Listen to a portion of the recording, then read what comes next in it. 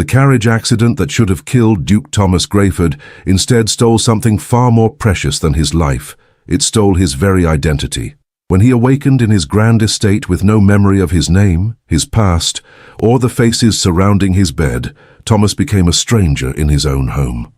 The family members who claimed to love him spoke in hushed tones about decisions that needed to be made, about estates that required managing, about a will that perhaps needed updating. Their smiles were too bright, their concern too practiced, and their eagerness to help him remember felt more like manipulation than care.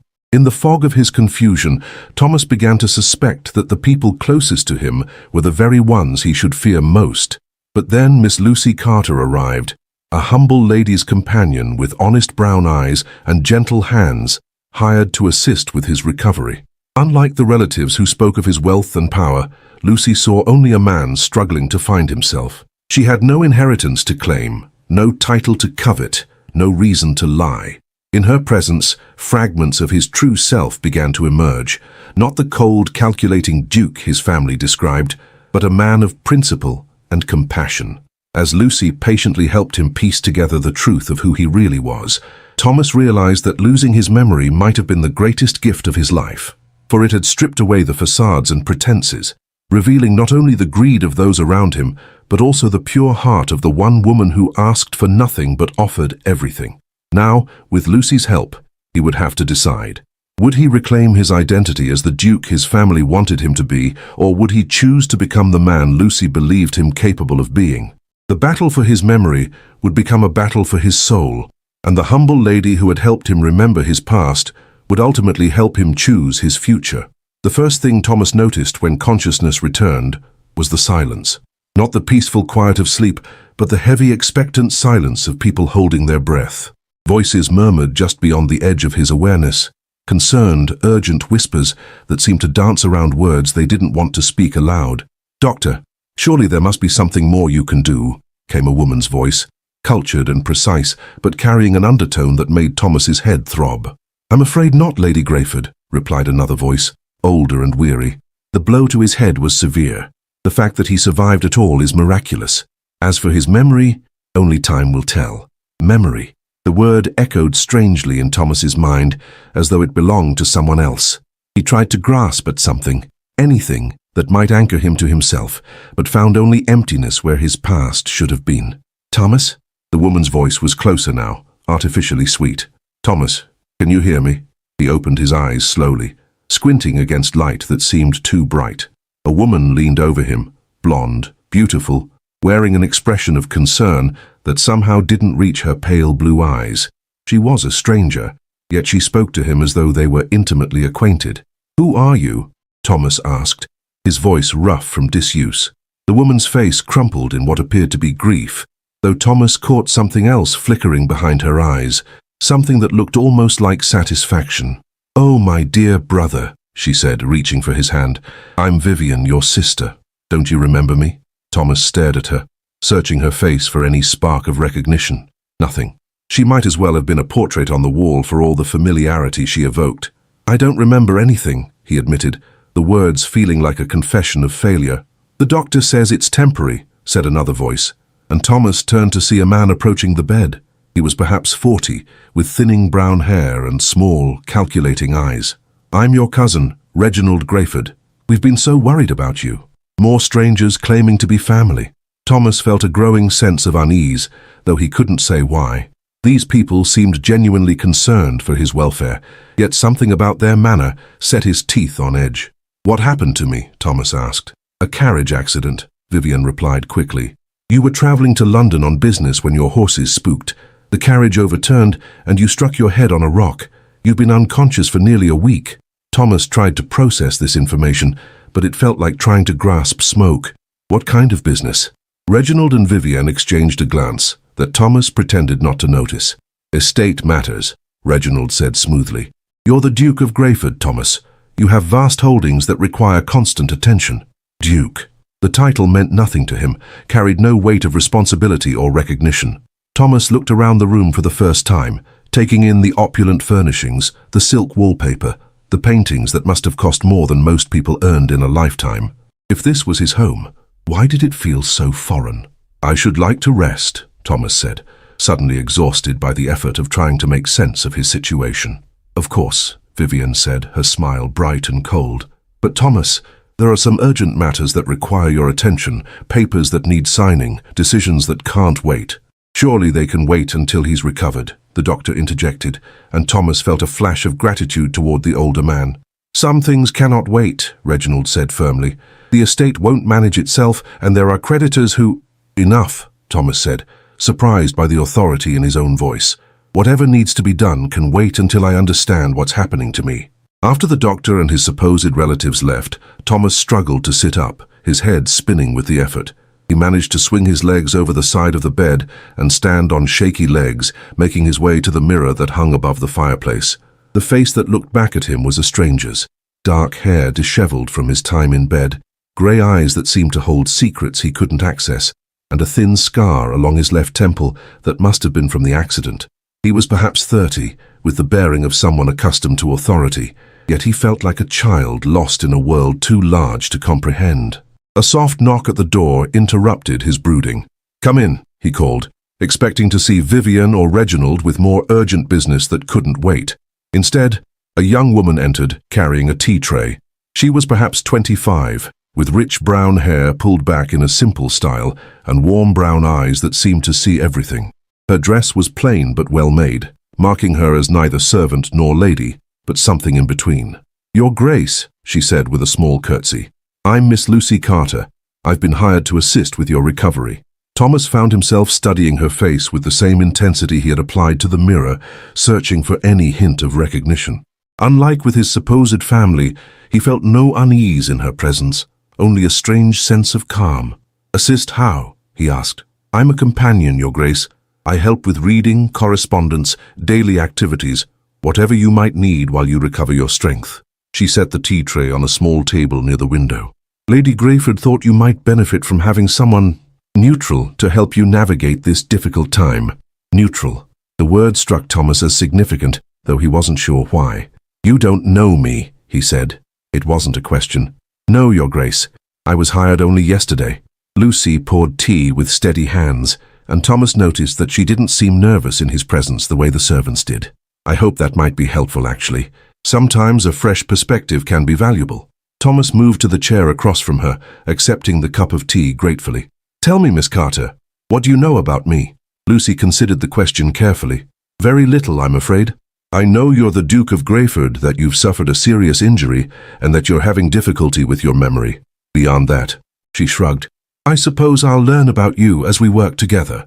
And what do others say about me?" Again, that careful consideration. "I've heard that you're a man of strong opinions and decisive action. Some speak of you with respect, others with wariness." Wariness. "You're a powerful man, Your Grace. Powerful men often inspire complex feelings in others." Thomas found himself appreciating her honesty. Unlike his family, who seemed eager to tell him exactly who he was and what he should think, Lucy offered only observations without judgment. "I don't feel powerful," Thomas admitted. "I feel like a man who's lost everything that mattered." "Perhaps," Lucy said gently, "this is an opportunity to discover what truly matters." Something in her tone made Thomas look at her more closely. There was wisdom in her brown eyes, and a kindness that seemed genuine rather than calculated. "You speak as though you've experience with loss," he observed. "Everyone has experience with loss, Your Grace. The question is what we choose to do with it." Before Thomas could respond, the door burst open and Vivian swept in, her expression sharp with displeasure. "Thomas, there you are. I've been looking everywhere for you." Her gaze fell on Lucy with obvious disapproval. "Miss Carter, I trust you're not tiring His Grace with unnecessary conversation." "Not at all," Thomas said before Lucy could respond. "Miss Carter was just explaining her role here." "Yes, well, her role is quite limited," Vivian said crisply. "Thomas, Reginald needs to speak with you about the estate accounts. There are some discrepancies that require your immediate attention." Thomas felt that familiar unease return. "What sort of discrepancies?" "Nothing serious, I'm sure. Just some confusion about investments and expenditures. You know how these things can be." But Thomas didn't know how these things could be. He didn't know anything about investments or expenditures or the running of a ducal estate. The fact that his sister seemed to expect him to make important financial decisions while his memory was compromised struck him as odd. I think I'd prefer to wait until my head is clearer, Thomas said. Vivian's smile became strained. Thomas, darling, I understand that you're confused, but the estate can't simply stop functioning because of your condition. You have responsibilities. Then perhaps someone else should handle them temporarily. That's not how these things work, Vivian said, her voice taking on a sharp edge. You're the Duke. These decisions must come from you. Thomas glanced at Lucy, who had remained silent during this exchange, but whose expression suggested she found the conversation as troubling as he did. Miss Carter, Thomas said, would you mind staying while my sister and I discuss these matters? I find that having a neutral party present helps me think more clearly. Vivian's eyes flashed with anger. That's hardly appropriate, Thomas. Family business should remain within the family. Miss Carter is here to assist me, Thomas replied, surprised by his own firmness. I consider her presence helpful. For a moment, Vivian looked as though she might argue further. Then her expression smoothed into that practiced smile. Of course, if that's what you prefer, though I do think you'll find that some matters are best discussed privately. As Vivian launched into a complicated explanation of estate finances that made Thomas's head spin, he found himself watching Lucy's face. She listened intently, occasionally making small notes in a leather portfolio, and Thomas noticed that her expression grew increasingly troubled as the conversation progressed. When Vivian finally left, promising to return with Reginald and the necessary papers, Thomas turned to Lucy.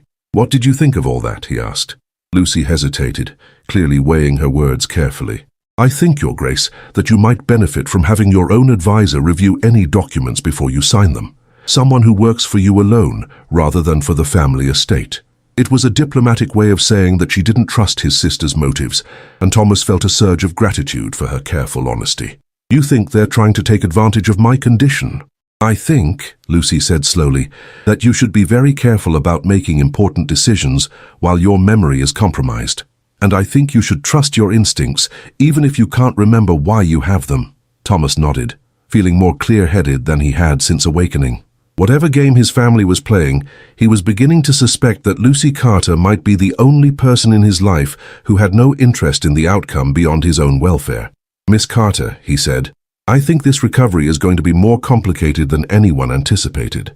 Yes, Your Grace, Lucy replied, her brown eyes steady and reassuring. But I believe you're stronger than they think you are, and sometimes losing our memory can help us see things more clearly than we ever could before. As Thomas prepared for what he suspected would be a battle for control of his own life, he found himself grateful for the presence of the one person who seemed to see him as a man rather than a title. Lucy Carter might be humble in station, but she possessed something his wealthy, powerful family lacked entirely: integrity. And in the fog of his lost memory, that integrity might be the light that guided him back to himself. Fragments of truth. The next morning brought another visit from Reginald, this time accompanied by a thin, nervous man introduced as the family solicitor. They spread papers across the desk in Thomas's study, speaking in urgent tones about investments that needed immediate attention and contracts that couldn't wait.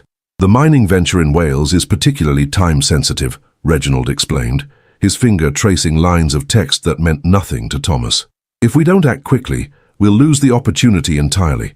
Thomas studied the documents, but the legal language might as well have been written in a foreign tongue. How much money are we discussing? £50,000, the solicitor said quickly. A significant sum, but one that will yield substantial returns. £50,000. Thomas repeated the figure, trying to grasp its significance. Is that a large portion of the estate's assets? Another of those quick glances between Reginald and the solicitor. Not at all, Reginald assured him. You're quite wealthy, Thomas.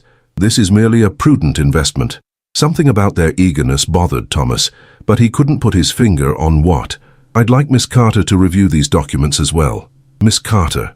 Reginald's eyebrows rose. Thomas, surely you don't mean to involve a companion in estate business? I mean to involve someone I trust in matters that affect my future, Thomas replied, surprised by his own certainty. When Lucy arrived, she studied the papers with careful attention, occasionally asking questions that made the solicitor shift uncomfortably in his chair. This mining venture, she said finally. What exactly do we know about the company's previous operations? They come highly recommended, Reginald said dismissively. By whom? Lucy persisted. By people in the industry. Lucy made a note in her portfolio. And the geological surveys. Have they been independently verified? The solicitor cleared his throat. Such details are hardly necessary for a man of his Grace's standing. The opportunity speaks for itself. Does it? Lucy asked mildly. Because from what I can see, this contract commits the Duke to substantial payments with very little guarantee of return. The terms seem quite favorable to the mining company, and rather less so to the investor. Thomas watched the exchange with growing interest. Lucy's questions were exposing holes in what had been presented as a straightforward business opportunity. I think I'd like to postpone this decision, Thomas said. Reginald's face flushed. Thomas, you can't simply ignore your responsibilities because a companion raises unfounded concerns. I'm not ignoring anything, Thomas replied calmly.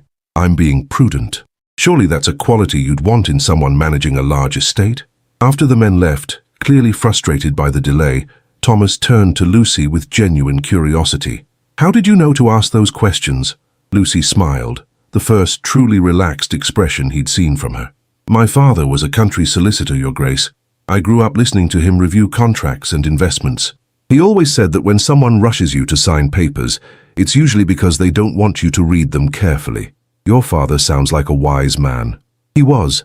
A shadow crossed Lucy's face. He died 3 years ago, which is how I came to work as a companion. But his lessons have served me well. Thomas found himself wanting to know more about her background, about the circumstances that had brought her to his household. But before he could ask, Vivienne appeared in the doorway. Thomas, I need to speak with you privately, she said, her tone brooking no argument. Lucy rose immediately. I'll be in the library if you need me, Your Grace.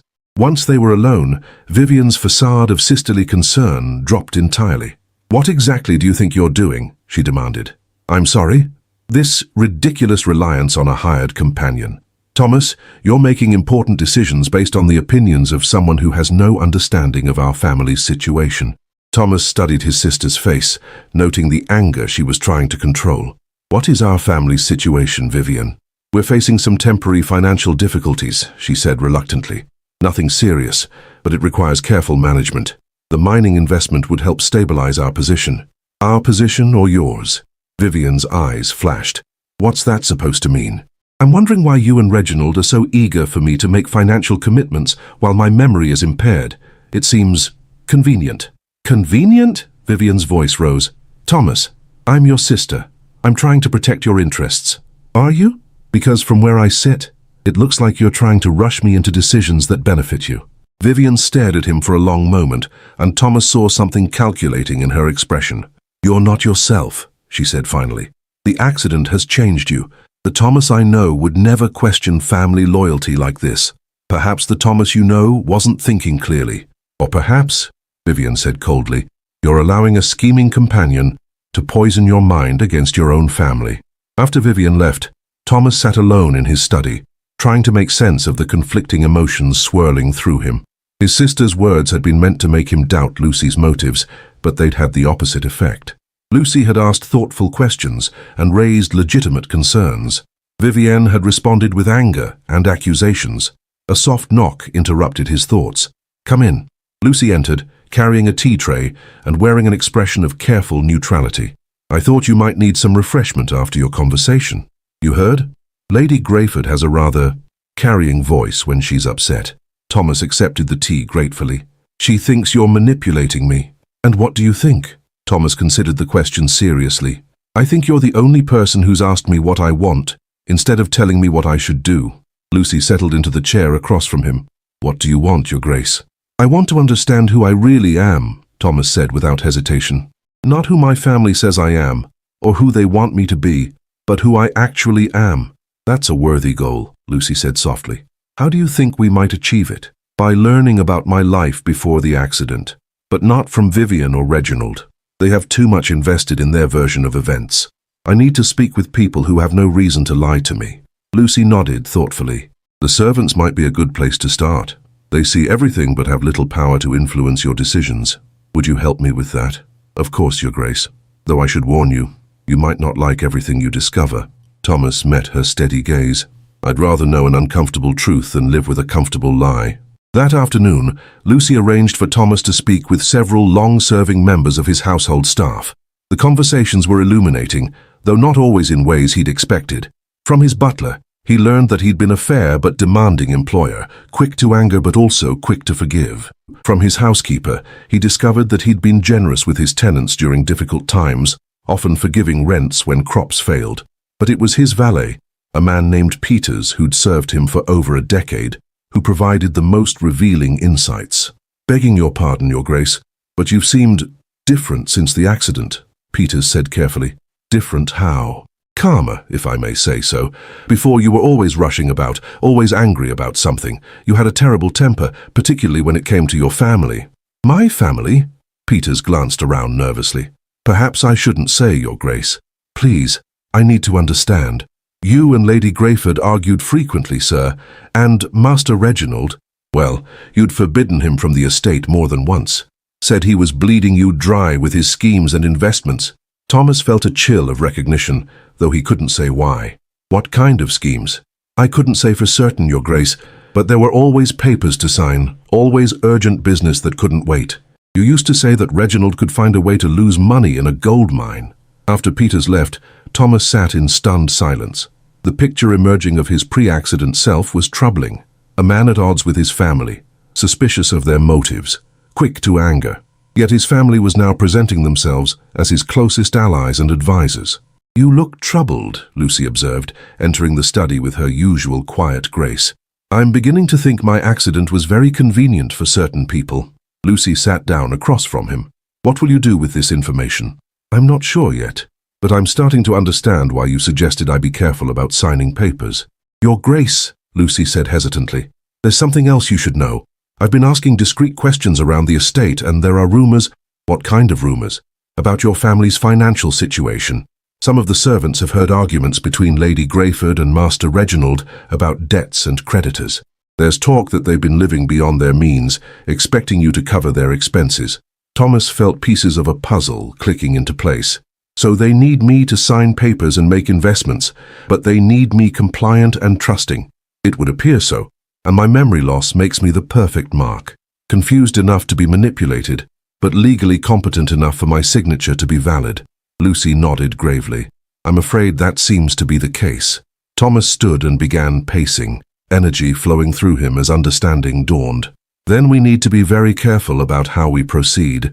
If they suspect that I'm recovering my memory or my judgment, they might become desperate. What do you propose?" Thomas turned to face her, and Lucy saw something new in his grey eyes, determination and strength that hadn't been there before. "I propose we give them exactly what they think they want, while gathering evidence of what they're really doing. Let them think I'm still confused and dependent on their guidance. That could be dangerous, Your Grace. If they realize you're investigating them, then I'll need someone I can trust absolutely to help me," Thomas said, his gaze steady on hers. "Someone with no agenda beyond the truth." Lucy met his eyes without flinching. "You have that person, Your Grace."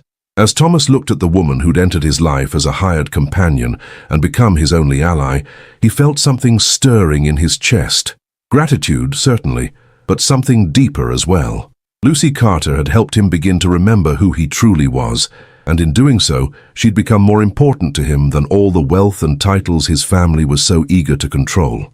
The battle for his identity was just beginning, but with Lucy at his side, Thomas felt ready to face whatever truths lay ahead.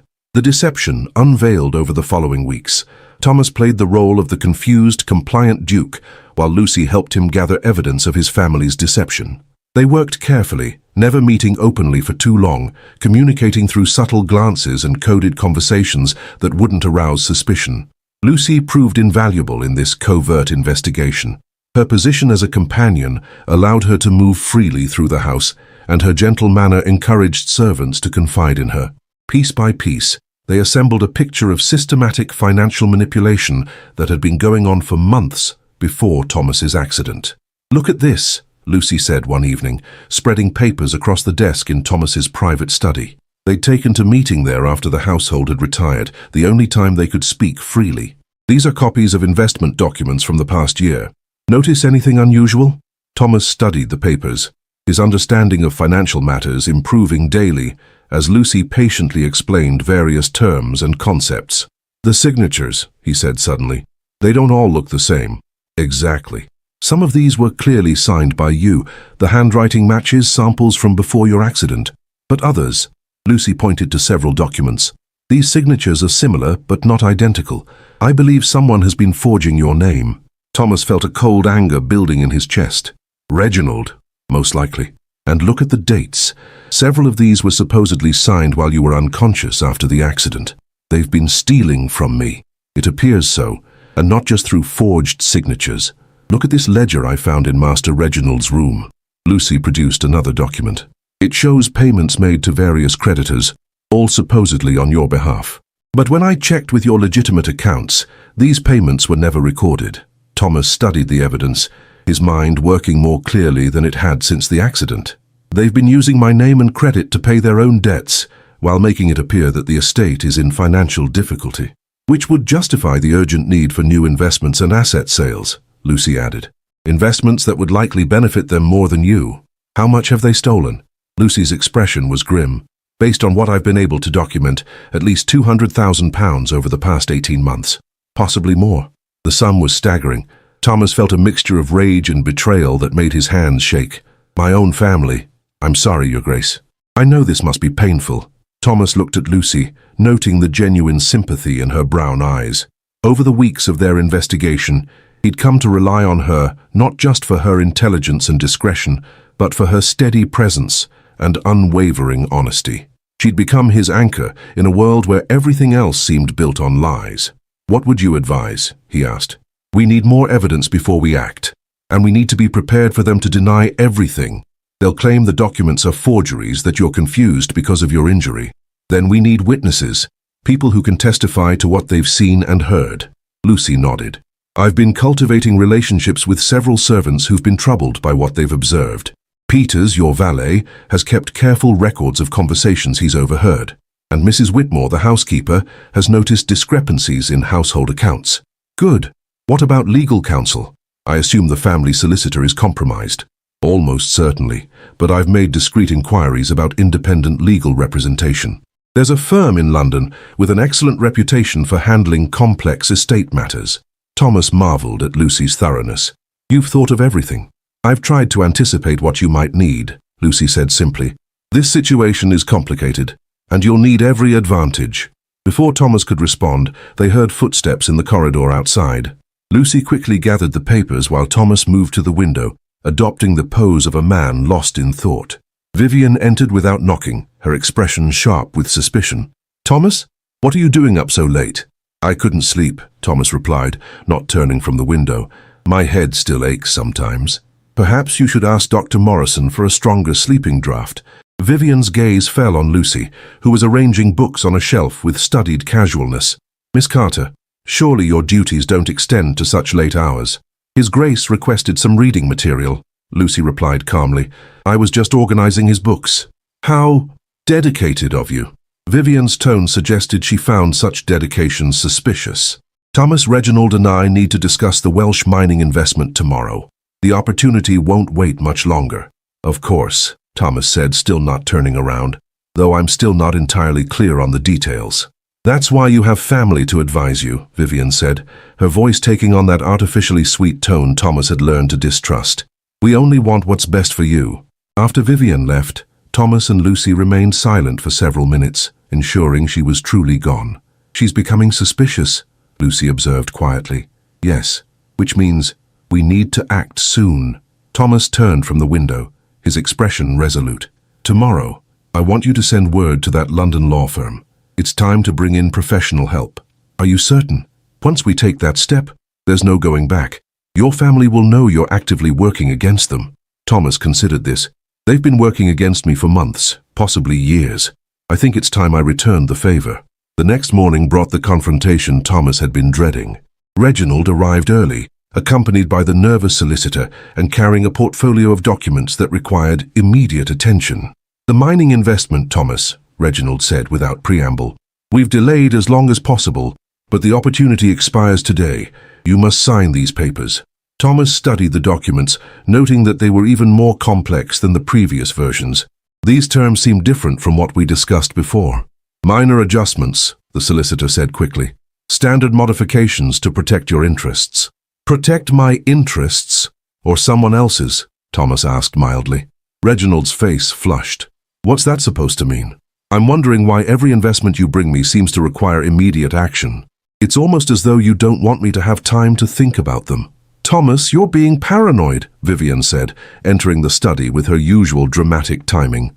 The accident has made you suspicious of everyone, even your own family. Has it? Or has it simply cleared my head enough to see what's really happening? The three conspirators exchanged glances that confirmed Thomas's suspicions. They were growing desperate, and desperate people made mistakes. I'm not signing anything today, Thomas announced. In fact, I'm not signing anything until I've had these documents reviewed by independent legal counsel.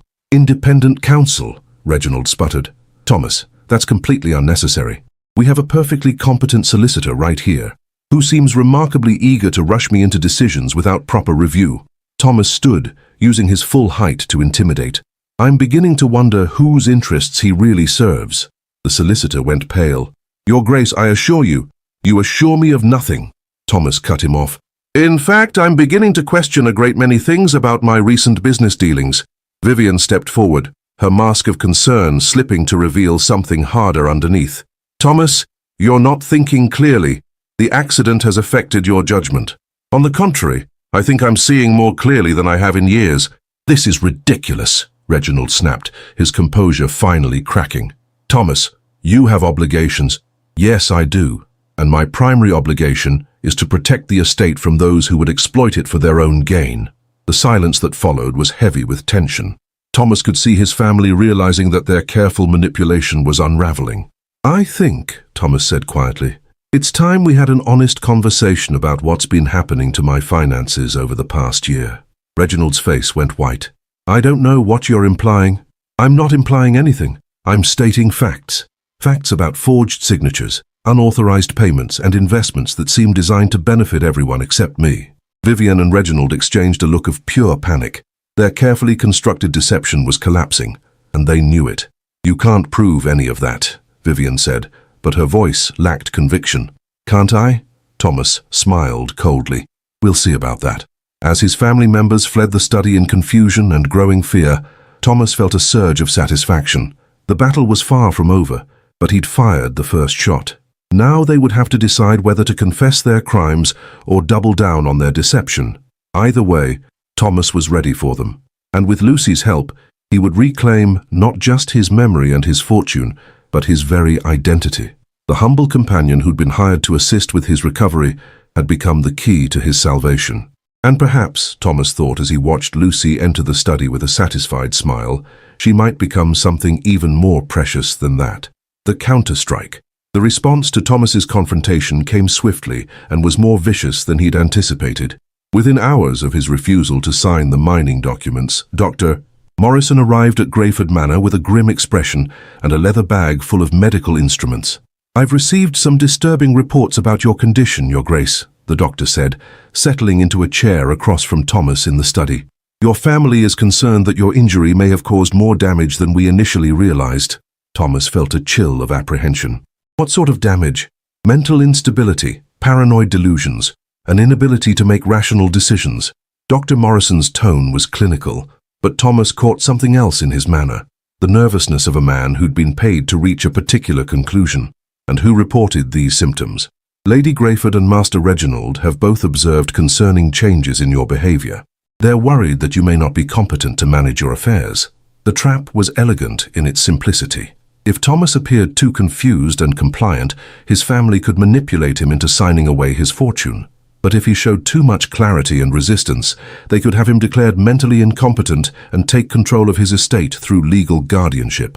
I see, Thomas said carefully. And what would you recommend, Doctor? A period of rest and observation, perhaps in a private facility where you could receive proper care. You mean an asylum? Dr. Morrison's discomfort was evident. A private hospital, Your Grace, for your own protection. Thomas realized that Lucy had been right to urge caution. His family wasn't just stealing from him. They were prepared to have him committed to an institution to cover their tracks. I appreciate your concern, Doctor, but I feel quite well. Perhaps a second opinion would be advisable. That won't be necessary, Dr. Morrison said quickly. I've been treating you since the accident. I'm familiar with your case. Nevertheless, I insist. After the doctor left, clearly frustrated by Thomas's refusal to cooperate, Lucy appeared at the study door with her usual perfect timing. "You heard?" Thomas asked. "Enough. They're moving faster than we anticipated." "Which means we need to move faster as well." Thomas stood and began pacing, his mind working furiously. "Have you heard back from the London solicitors?" "Yes, Mr. Blackwood will arrive tomorrow morning. He's bringing a colleague who specializes in cases involving mental competency challenges." "Good. What about the evidence we've gathered?" "I've prepared copies of everything, along with sworn statements from 3 servants who witnessed suspicious activities. Peters has been particularly helpful. He kept detailed records of conversations he overheard." Thomas felt a surge of gratitude for Lucy's foresight. "You've been preparing for this possibility." "I've been preparing for several possibilities," Lucy admitted. "Your family has shown they're willing to go to considerable lengths to maintain control. We needed to be ready for anything, including having me declared insane. Especially that." Lucy's expression was grave. "It's a common tactic when families want to control an inconvenient heir. The victim is isolated, discredited, and ultimately silenced." Thomas studied her face, noting the depth of knowledge behind her words. "You speak as though you've seen this before." Lucy hesitated, then seemed to come to a decision. "I have, actually. My previous position was with a family where similar circumstances arose, an elderly gentleman whose nephews were eager to inherit. I tried to help him, but..." She shrugged sadly. "I was just a companion. No one listened to me." "What happened to him?" "He died in a private hospital 6 months after being committed. The nephews inherited everything." Thomas felt a cold fury building in his chest. They murdered him. They killed his spirit first. The rest followed naturally. Lucy met his eyes steadily. "I won't let that happen to you." The simple declaration, spoken with quiet conviction, moved Thomas more than any grand gesture could have. This woman, who owed him nothing and had everything to lose by opposing his powerful family, was willing to risk her own safety to protect him. "Why?" he asked. "Why are you willing to fight for me?" Lucy was quiet for a long moment, and Thomas saw something vulnerable in her expression. "Because you're a good man," she said finally. "I've seen you with the servants, with the tenants who come seeking help. You're kind and fair, even when you don't remember why you should be. That's not something that comes from memory, Your Grace. That's who you are at your core." Thomas felt something shift in his chest, a warmth that had nothing to do with gratitude and everything to do with the growing realization that his feelings for Lucy had evolved far beyond professional appreciation. "Lucy," he said softly, using her given name for the first time, "I need you to know that whatever happens, I'm grateful for everything you've done. You've given me back myself." "You were never really lost," Lucy replied. "You just needed someone to help you remember." Their moment of connection was interrupted by urgent knocking at the study door. Peters entered without waiting for permission, his face flushed with alarm. "Your Grace, forgive the intrusion, but there are men at the door. They claim to be from a private hospital, and they have papers." "What kind of papers?" Thomas demanded. "Commitment papers, Your Grace, signed by Dr. Morrison and witnessed by Lady Grayford and Master Reginald. They say they've come to escort you to a facility for treatment." Thomas felt the trap closing around him. His family had moved with ruthless efficiency, using his refusal to sign their documents as evidence of mental instability. "How many men?" Lucy asked, her mind already working on solutions. "4, miss. Large men. They have a carriage waiting." Thomas realized that his family had planned this carefully. The men would overpower him if necessary, and any resistance would be taken as further evidence of his unstable condition. "Is there another way out of the house?" Lucy asked Peters.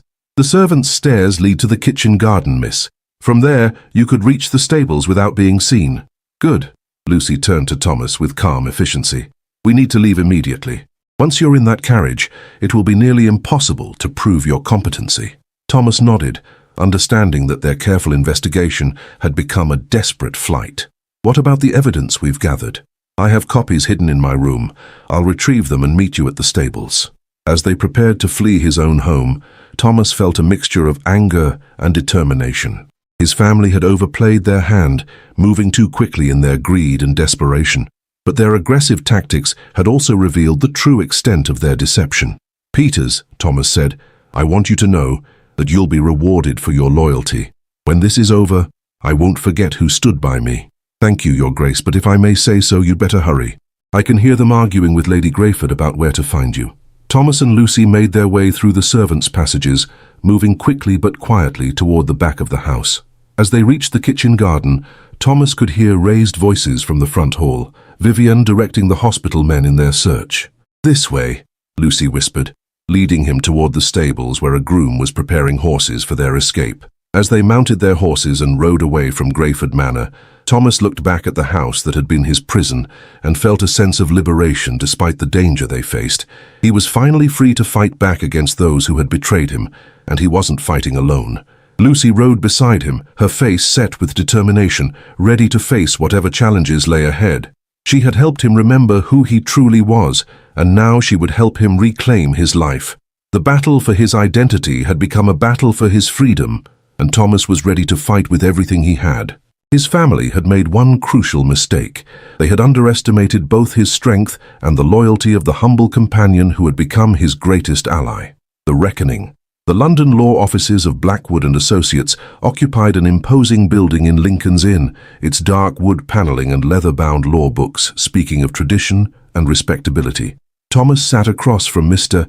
Blackwood, a sharp-eyed man in his 50s whose reputation for handling complex estate disputes was legendary. "Your case is quite extraordinary, Your Grace," Blackwood said, reviewing the documents Lucy had compiled. "The evidence of financial manipulation is compelling, but the commitment papers present a more immediate problem." "Can they be challenged?" Thomas asked. "Certainly, but it will take time. Meanwhile, your family has legal authority to act on your behalf. They could liquidate assets, transfer properties, even alter your will." Lucy leaned forward from her chair beside Thomas. "What if we could prove that the commitment was obtained through fraud?" Blackwood's eyebrows rose. "How so?" "Dr.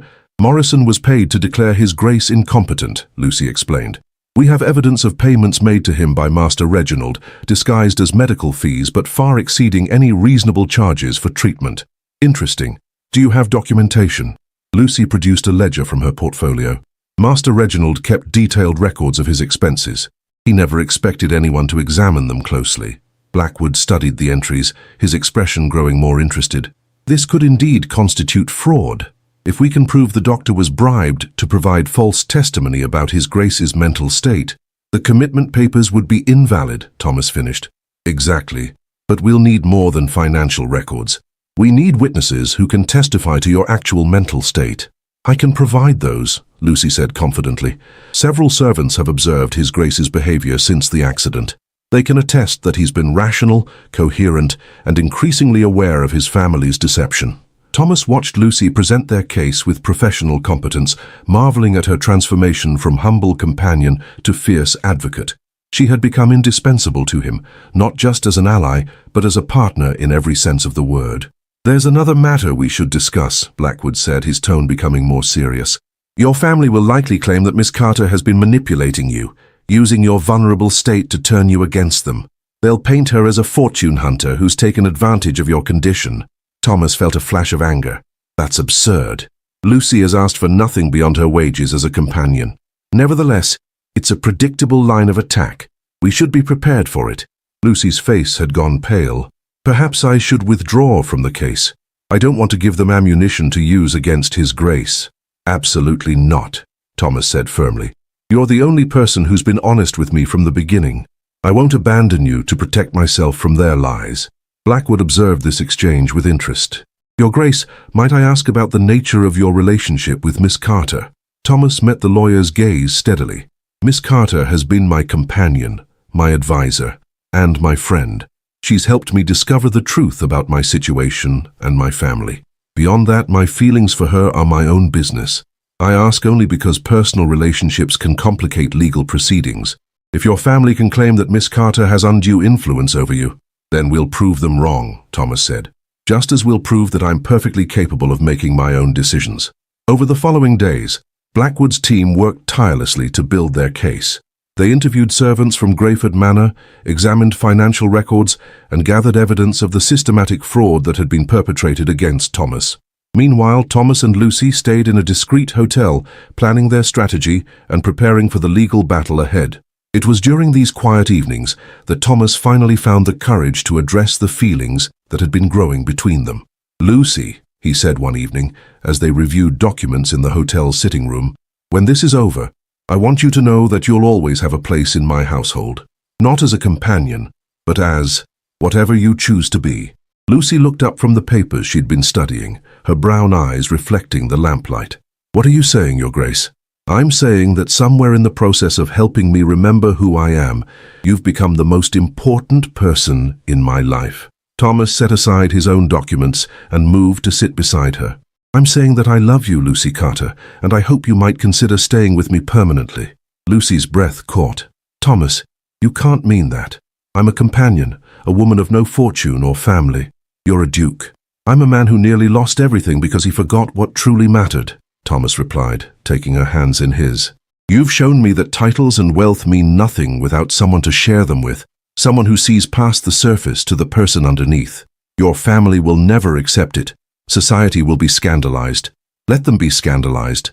I've learned that the opinions of people who would betray their own family for money aren't worth considering." Lucy searched his face, looking for any sign of uncertainty. "Are you sure? Once your memory fully returns, you might feel differently about everything that's happened." "My memory has returned, Lucy. Not all at once, but gradually, over these past weeks. And what I remember most clearly is how empty my life was before you entered it." Thomas was telling the truth. His memories had been returning in fragments, images of arguments with Vivian, confrontations with Reginald, the growing isolation he'd felt as he realized his family's true nature. But alongside those painful recollections came something new, the memory of falling in love with the woman who'd helped him find himself. "I love you too," Lucy whispered, tears glistening in her eyes. "I've tried not to, tried to maintain proper boundaries, but love doesn't respect boundaries," Thomas finished, pulling her into his arms. Their kiss was gentle at first, then deeper as months of restrained emotion finally found expression. When they broke apart, both were breathing hard. "What happens now?" Lucy asked. "Now we finish what we started. We expose my family's crimes, reclaim my estate, and build a life together. And if they try to use our relationship against us," Thomas smiled, feeling more confident than he had since his accident, "then we'll show them that love based on honesty and respect is stronger than any scheme based on greed and deception." The next morning brought news that would test that conviction. Blackwood arrived at their hotel with a grim expression and a newspaper in his hand. "I'm afraid your family has struck back," he said, showing them the headline. "Duke's mysterious disappearance sparks concern for his safety." The article, clearly planted by Vivian and Reginald, painted Thomas as a confused and vulnerable man who had been abducted by an unscrupulous companion seeking to exploit his condition. It called for his immediate return to medical care and suggested that his family was considering offering a reward for information about his whereabouts. "They're trying to turn public opinion against us," Lucy observed. "More than that," Blackwood said grimly, "they're laying the groundwork for a more aggressive legal strategy. If they can convince a court that you've been kidnapped and are being held against your will, then they could have me forcibly returned to their custody," Thomas finished. "Exactly. We need to move quickly." Thomas stood, his jaw set with determination. "Then it's time to stop hiding and start fighting. Schedule a hearing for tomorrow. I want to face my accusers directly." "Are you certain? Once we go public, there's no going back." Thomas looked at Lucy, drawing strength from her steady presence. "I'm certain. It's time to end this charade and reclaim my life." As they prepared for the legal battle that would determine his future, Thomas felt a sense of clarity he hadn't experienced since before his accident. His memory had returned, but more importantly, he'd discovered who he truly wanted to be. Not the isolated, angry man his family had described, but someone capable of love and trust and genuine connection. Lucy had helped him remember his past, but she'd also shown him a future worth fighting for. And tomorrow, he would fight for both with everything he had. The trial of truth. The courtroom was packed with spectators, drawn by the scandalous headlines and the rare spectacle of a ducal family's private affairs being aired in public. Thomas sat beside Blackwood at the plaintiff's table, acutely aware of the whispers and stares from the gallery. Across the aisle, Vivian and Reginald huddled with their own legal counsel, their faces masks of righteous indignation. Lucy sat in the front row of the public gallery, her presence a source of strength for Thomas, even though she couldn't sit beside him at the counsel table. The legal proceedings would determine not just his financial future, but whether he would be declared competent to make his own decisions about his life and his heart. Your Honor, Blackwood began his opening statement, this case represents a fundamental question about justice and family loyalty. The defendants would have this court believe that the Duke of Greyford is a confused, incompetent man who requires their protection. The evidence will show that His Grace is, in fact, a victim of systematic fraud perpetrated by the very people who claim to care for him most. The defense counsel, a pompous man named Hartwell, who'd clearly been chosen for his theatrical abilities, painted a very different picture in his opening statement. Your Honor, we have here a tragic case of a noble man whose mind has been poisoned against his own family by a scheming woman who saw opportunity in his vulnerable state. The Duke of Greyford suffered a severe head injury that has left him susceptible to manipulation. Miss Carter, a woman of no standing or fortune, has clearly taken advantage of his condition to turn him against those who love him most. Thomas felt his jaw clench at the attorney's words, but Blackwood had warned him to remain composed regardless of the accusations made. The first witness called was Dr. Morrison, who took the stand with obvious reluctance. Under Blackwood's careful questioning, the doctor's testimony began to unravel almost immediately. Dr. Morrison, you declared His Grace mentally incompetent based on what observations? He showed signs of paranoid delusions, inability to make rational decisions, and hostility toward his family. And these observations were made during how many examinations? Well, one formal examination. One examination lasting how long? Perhaps 20 minutes. 20 minutes, Blackwood repeated, allowing the brevity to sink in with the jury. And during this 20-minute examination, you determined that a man who had been successfully managing a vast estate for over a decade was suddenly incompetent? His family reported concerning behaviors? His family, who stood to benefit financially from his incapacitation? The defense attorney objected, but the damage was done. Blackwood then produced the financial records showing the unusual payments to Dr. Morrison. Doctor, can you explain these payments from Master Reginald Greyford? They appear to be far in excess of normal medical fees. Dr. Morrison's face went pale. Those were consultation fees for ongoing care. Consultation fees totaling £5,000 over 6 months. For a patient you examined once for 20 minutes? The doctor's stammered explanations only made his position worse. By the time Blackwood finished with him, it was clear to everyone in the courtroom that his medical opinion had been purchased. Next came the parade of servants from Greyford Manor. Peters, the valet, testified about the conversations he'd overheard between Vivian and Reginald, their discussions of debts, and their urgent need for Thomas to sign financial documents. Master Reginald said they needed to act quickly while His Grace was still confused, Peters testified. He said once the Duke's head cleared, he'd never agree to their plans. Mrs. Whitmore, the housekeeper, provided evidence of the forged signatures and unauthorized expenditures. Her testimony was particularly damaging because of her long service to the family and obvious reluctance to speak against them. I've been with the Greyford family for 30 years, she said sadly. I never thought I'd see the day when family members would steal from each other, but it was Lucy's testimony that proved most compelling. She took the stand with quiet dignity, her simple dress and modest demeanor contrasting sharply with the defense's portrayal of her as a scheming adventuress. Miss Carter, Blackwood began, please tell the court about your first meeting with His Grace. Lucy described finding Thomas confused and vulnerable, surrounded by family members eager to make decisions on his behalf.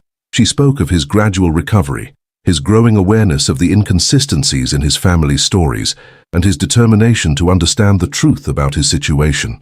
At any point did you encourage His Grace to distrust his family? Blackwood asked. No, sir. I encouraged him to ask questions and think carefully before making important decisions. I felt that was my duty as someone hired to assist with his recovery. Did you ever suggest that he should change his will or make financial decisions that would benefit you? Never. I have asked for nothing beyond my wages as a companion. The defense attorney's cross-examination was aggressive, clearly designed to paint Lucy as a manipulative fortune hunter. Miss Carter, isn't it true that you've been alone with His Grace for hours at a time, with ample opportunity to influence his thinking? I've assisted His Grace with various tasks, yes, but I've never tried to influence his thinking beyond encouraging him to consider all available information before making decisions. And isn't it convenient that this information consistently portrayed his family in a negative light? Lucy's voice remained steady. The information was factual, sir. If it portrayed his family negatively, that was because their actions were negative. You expect this court to believe that a woman of your modest circumstances had no interest in securing a position with a wealthy duke? I expected to be dismissed once His Grace recovered, Lucy replied calmly. I was hired as a temporary companion, nothing more. Yet here you are, sitting in this courtroom as his— What would you call yourself, Miss Carter? Thomas half rose from his chair, anger flashing in his eyes, but Blackwood restrained him with a firm hand. I would call myself someone who cares about His Grace's welfare, Lucy answered with dignity. When Thomas finally took the stand, the courtroom fell silent. This was the moment everyone had been waiting for, the chance to judge for themselves whether the Duke of Greyford was competent or confused. Your Grace, Blackwood began, please tell the court about your recovery following the accident. Thomas spoke clearly and coherently about awakening with no memory, his family's eagerness to have him sign documents, and his growing suspicion that something was wrong. I may have lost my memory temporarily, but I didn't lose my judgment, he said. When people are rushing you to make important decisions without giving you time to understand them, it's usually because they don't want you to understand them. What convinced you that your family was deceiving you? The evidence, forged signatures, unauthorized payments, investments that benefited them more than the estate, and the fact that they tried to have me committed when I started asking questions. The defense attorney's cross-examination focused on Thomas's relationship with Lucy, clearly hoping to suggest that his judgment had been compromised by romantic feelings. Your Grace, isn't it true that you've developed personal feelings for Miss Carter? Yes, Thomas replied without hesitation. I love her. A murmur ran through the courtroom. The defense attorney smiled, thinking he'd scored a point. And these feelings developed while you were in a vulnerable state, recovering from a serious injury. These feelings developed as I came to know a woman of exceptional character and integrity, Thomas replied firmly. Someone who asked for nothing and gave everything to help me recover not just my memory, but my sense of who I truly am. Isn't it possible that these feelings have clouded your judgment about your family? Thomas's voice grew stronger. My feelings for Miss Carter have nothing to do with the evidence of my family's crimes. The forged signatures existed before I met her. The unauthorized payments were made before she entered my household. The only thing Miss Carter did was help me see the truth. The truth according to her interpretation. The truth according to documented evidence, Thomas interrupted. Evidence that any rational person would find compelling. The defense attorney tried several more approaches, but Thomas remained calm and articulate, clearly demonstrating his mental competency. In his closing argument, Blackwood systematically destroyed the defense's case. Your Honor, the evidence is overwhelming.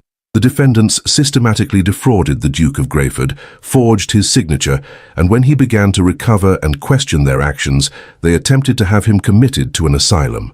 They have painted Miss Carter as a manipulator, but the evidence shows she is the only person in this case who acted without self-interest. The defense's closing was a desperate appeal to class prejudice and family loyalty, but it rang hollow in the face of the documented evidence. The judge's ruling was swift and decisive. This court finds that the Duke of Greyford is fully competent to manage his own affairs. The evidence of fraud and forgery is compelling and will be referred to the criminal authorities. The commitment papers are hereby declared invalid, obtained through fraudulent means. The courtroom erupted in cheers and gasps. Thomas felt a weight lift from his shoulders as he realized he was finally free from his family's manipulation, free to make his own choices, free to love whom he chose. As the crowd began to disperse, Vivian approached him with tears in her eyes. Thomas, please, we're still family. Thomas looked at his sister with a mixture of sadness and resolve. Family doesn't steal from each other, Vivian. Family doesn't try to have each other committed to asylums. You made your choice when you decided my confusion was an opportunity rather than a tragedy. We needed the money. Then you should have asked for help instead of taking it through fraud. Thomas's voice was firm but not unkind. I would have helped you if you'd been honest. Instead, you chose deception and betrayal. As Vivian and Reginald left the courtroom in defeat, Thomas turned to find Lucy waiting for him. The legal battle was over, but their real life together was just beginning. So, Lucy said with a small smile, what happens now? Thomas took her hands in his, no longer caring who might be watching. Now we go home, together. And your family's debts? Will be paid, but through proper legal channels.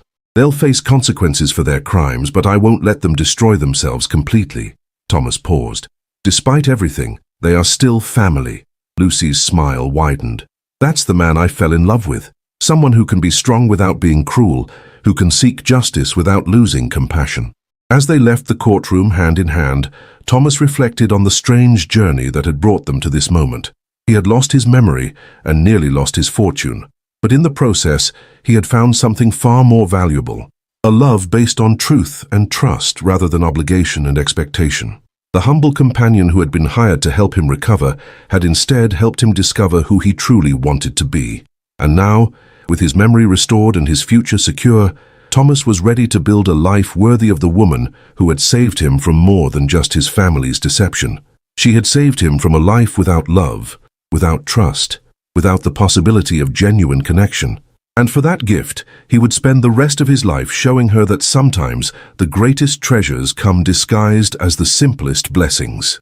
Remembering love, 1 year later, the gardens of Grayford Manor had never looked more beautiful. Thomas stood at the altar that had been erected beneath the ancient oak tree where he had proposed to Lucy 6 months earlier, watching as his bride walked toward him on the arm of Mr. Blackwood, who had graciously agreed to give her away. Lucy was radiant in a gown of ivory silk that had belonged to Thomas's grandmother, the one member of his family whose memory he cherished. Her brown hair was crowned with orange blossoms, and her eyes shone with the happiness of a woman who had found her perfect match. The wedding was small but elegant, attended by friends who had proven their loyalty during the difficult months of legal battles and family estrangement. Peters stood proudly among the guests, having been promoted to estate manager in recognition of his faithful service. Mrs. Whitmore dabbed at her eyes with a handkerchief, clearly emotional about seeing her master find happiness. Notably absent were Vivienne and Reginald, who were currently residing in considerably reduced circumstances after their criminal convictions. Thomas had ensured they wouldn't face prison, but their days of living off his generosity were over. They would have to make their own way in the world, perhaps learning the value of honest work in the process. "Dearly beloved," the vicar began, "we are gathered here today to witness the union of Thomas, Duke of Grayford, and Lucy Carter in the bonds of holy matrimony." As Thomas listened to the familiar words, he reflected on the extraordinary journey that had brought them to this moment. The accident that had stolen his memory had ultimately been a gift, stripping away the pretenses and expectations that had kept him from recognizing what truly mattered. "Do you, Thomas, take Lucy to be your lawfully wedded wife, to have and to hold in sickness and in health, for richer or poorer, for better or worse, as long as you both shall live?" "I do," Thomas said, his voice strong and certain. "With all my heart." "Do you, Lucy, take Thomas to be your lawfully wedded husband, to have and to hold in sickness and in health, for richer or poorer, for better or worse, as long as you both shall live?" "I do," Lucy replied, tears of joy glistening in her eyes.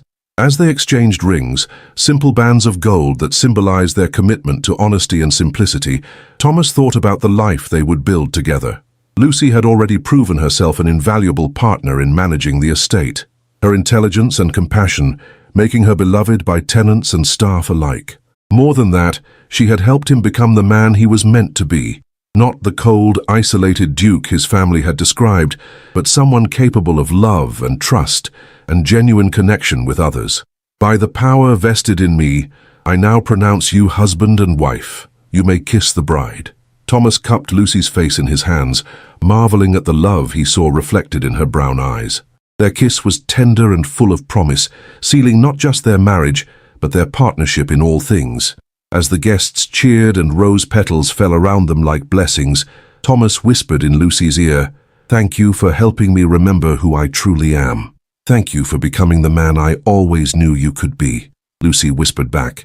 The wedding breakfast was a joyous affair, filled with laughter and heartfelt toasts.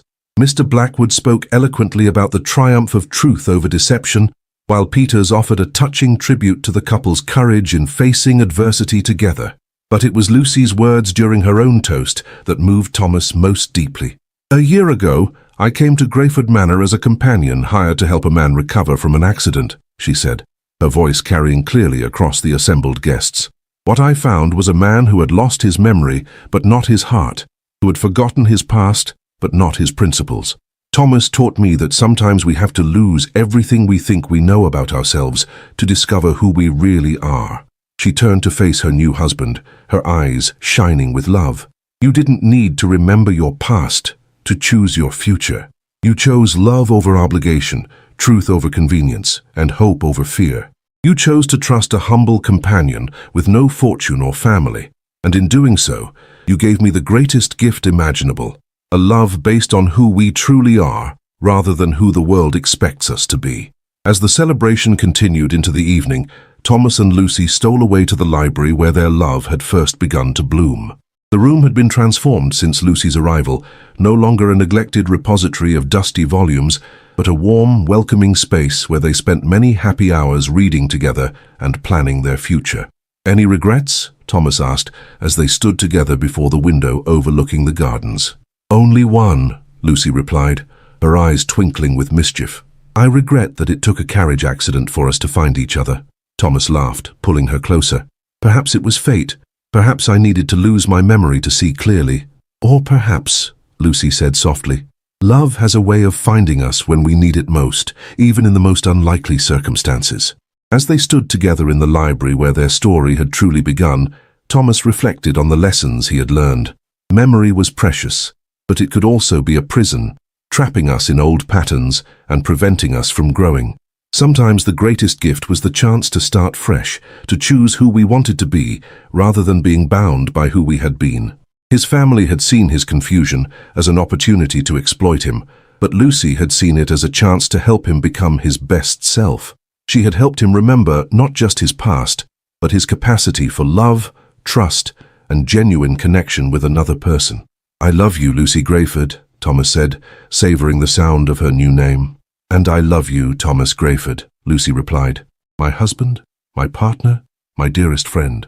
As they kissed in the golden light of the setting sun, Thomas knew that he had found something more precious than any fortune his family could have stolen. He had found a love that would last a lifetime, built on the strongest foundation of all, absolute trust and unwavering honesty.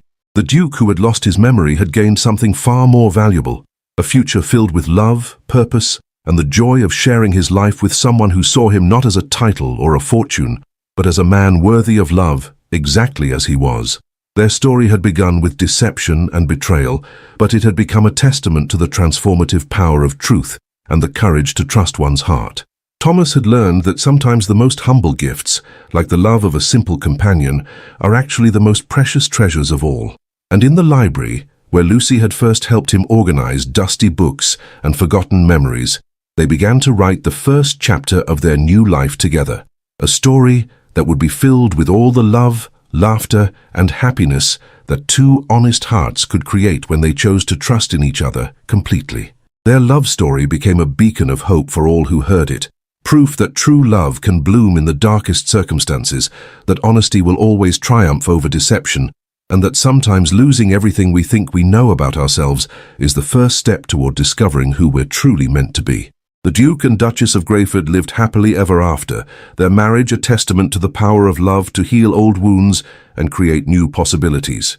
They proved that the most beautiful love stories often begin